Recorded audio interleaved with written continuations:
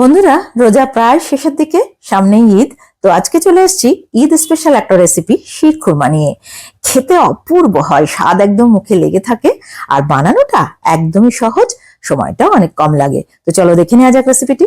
আমি নাফিসা, আর তোমরা দেখছো flavour and fest by Nafisa. চ্যানেলে নতুন বন্ধু হলে রিকোয়েস্ট করবো চ্যানেলটাকে সাবস্ক্রাইব করে পাশে থাকা নোটিফিকেশন বেলটাতে ক্লিক করে দিও পরবর্তী আপডেটগুলোর জন্য। যারা ফেসবুক পেজ থেকে দেখছো তাদেরকে অনুরোধ করবো পেজটাকে প্লিজ ফলো করে দিও। তো সবাইকে অ্যাডভান্স ঈদ মোবারক জানিয়ে শুরু করছি আজকে রেসিপি শিরখুরমা। দেখো, এখানে 500 গ্রামের একটা সিমাইয়ের প্যাকেট নিয়ে নিয়েছি।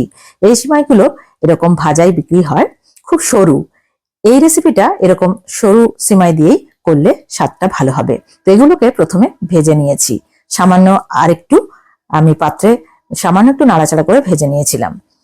আর এই দেখো, এখানে 1 লিটার দুধ নিয়ে নিয়েছি। দুধটাতে 2 টেবিল চামচ পরিমাণ মিল্ক পাউডার মিশিয়ে নিয়েছি, তাতে দুধটা একটু তাড়াতাড়ি ঘন হয়ে যাবে। 4টে এলাচ ফেলে দিয়েছি ফাটানো, দিয়ে দুধটাকে ভালোভাবে ফুটিয়ে নিচ্ছি যতক্ষণ না সামান্য একটু ঘন হয়ে আসছে। দেখো, এটা ঘন হয়েছে, এটা সাইডে রেখে দিচ্ছি। ওভেনের উপর একটা কড়াইতে নিয়ে নিলাম 2 টেবিল চামচ পরিমাণ ঘি। ঘিটা হালকা একটু গরম হয়ে গেলে এর মধ্যে আগে থেকে টুকরো করে রাখা কাজু আর আমন্ড দিয়ে দিলাম। আমন্ডগুলোকে আগে থেকে ভিজিয়ে খোসাটা ছাড়িয়ে টুকরো করে নিয়েছিলাম। 20 থেকে 30 সেকেন্ড একদম লো ফ্লেমে বাদামগুলোকে ভেজে নেওয়ার পর 6টা টুকরো করা খেজুর আর 1/4 কাপ পরিমাণ কিশমিশ দিয়ে দিলাম। দিয়ে আরো 15-20 সেকেন্ড মতো একদম লো ফ্লেমে ভেজে নিলাম। মনে রাখতে হবে একদম ফ্লেমটা কমিয়ে দিয়েই ভাজতে হবে, না হলে বাদাম কিশমিশ গুলো পুড়ে গেলে কিন্তু টেস্টটা একদম ভালো লাগবে না। তো ভাজা হয়ে গেছে, এগুলোকে এবার অন্য একটা পাত্রে তুলে নিচ্ছি। এখন এই কড়াইতেই, এই ঘিয়ের মধ্যেই আমরা সিমাইটা রান্না করব।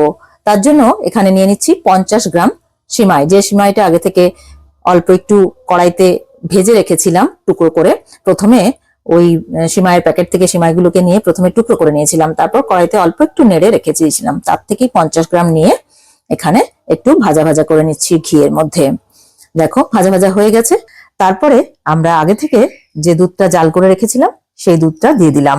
এলাচ দিয়ে দুধটা ফোটানোতে এতে বেশ সুন্দর একটা এলাচের ফ্লেভার চলে আসবে। তো দুধটা পুরোটাই দিয়ে দিলাম। এই সিমাই রান্না করতে গেলে দুধের পরিমাণটা একটু বেশি লাগে। আমরা এখানে 50 গ্রাম সিমাইয়ের জন্য 1 লিটার লিকুইড দুধ নিয়েছি, আর মিল্ক পাউডার মিশিয়েছিলাম 2 টেবিল চামচ পরিমাণ।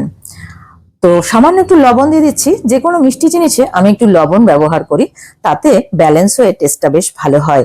ভালোভাবে নাড়াচাড়া করে মিশিয়ে নিলাম। আর এদিকে আমরা যে ড্রাই ফ্রুটসটা ভেজে রেখেছিলাম সেটাও দিয়ে দিলাম।